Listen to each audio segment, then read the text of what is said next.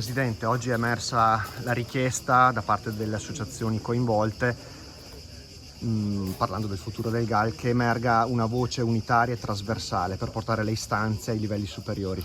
Dobbiamo assolutamente fare sinergia, fare gruppo, fare squadra per portare con una voce univoca un nostro messaggio ai nostri interlocutori della politica territoriale ma anche nazionale, perché è proprio da qua che riusciremo probabilmente a costruire un messaggio unico. Ci sono tanti pannelli d'allarme, riduzioni delle risorse, eccetera.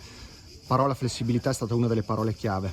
Sì, flessibilità è stata una parola chiave, sono molte le criticità, probabilmente riduzione delle risorse. È proprio in questo momento che dobbiamo fare sinergia per razionalizzare le risorse che verranno innescate sui territori in modo più efficace, in modo univoco e complementare, quindi facendo squadra e presentandoci come gruppo unico per i nostri territori. E oggi abbiamo dato un bel esempio, no?